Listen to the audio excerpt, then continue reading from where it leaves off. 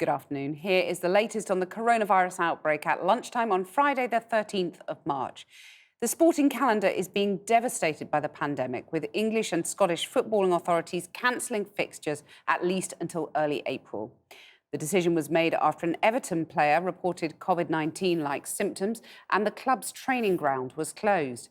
Overnight, it was confirmed that Arsenal team boss Mikel Arteta and Chelsea winger Callum Hudson-Odoihad had tested positive for the virus. Hi guys, as you may be aware, I had the virus for the last couple of days, which I've recovered from. I'm following the health guidelines and self-isolating myself from everybody for the week. I hope to see everybody soon and hopefully be back on the pitch very soon. Take care.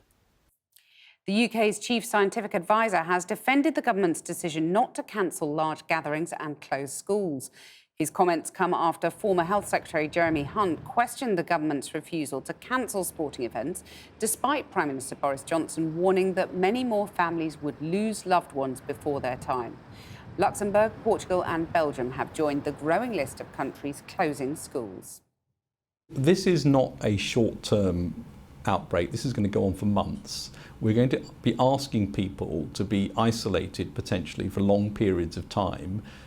And that itself comes with risks. It comes with hazards in terms of their own health from other things. So doing this at the right time becomes quite important, and you need to do it as the numbers increase and do it quickly and effectively at that point.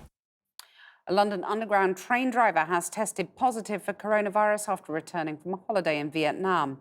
An internal message to Underground staff said that the Jubilee line trains he used are being cleaned, along with the areas of the North Greenwich depot where he worked. Worldwide, the coronavirus has killed more than 4,900 people and infected almost 135,000. The Czech Republic and Bulgaria have both declared states of emergency. In the United States, all major sporting events have been suspended. Disneyland has closed its parks, including Disneyland Paris, until the end of the month.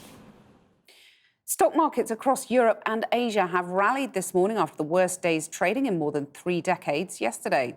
Traders have been reassured by the pledges from central banks to spend billions to tackle the fallout from the coronavirus pandemic. European Commission President Ursula von der Leyen has urged countries to work together to solve the crisis, in what could be seen as a thinly veiled criticism of Donald Trump's decision to ban travel to the US from 26 European countries. And here I want to be very clear. The single market has to function. It is not good when member states take unilateral action, because it always causes a domino effect, and that prevents the urgently needed equipment from reaching the patients, from reaching hospitals and the medical personnel. Tom Hanks has shared an update from quarantine after testing positive for coronavirus. Hanks and his wife Rita Wilson said they are taking it one day at a time after both became infected with the virus while filming in Australia. And just before I go, a word about a special programme tonight on Channel 4, straight after the news. Matt Fry will be live in the studio with health staff working on the front line of the coronavirus crisis, as well as the scientists, economists and virology experts who can answer the question, coronavirus, are we doing enough? That's at 8 p.m. tonight. That's all for our coronavirus update today. Follow our social media channels for the latest in the days to come.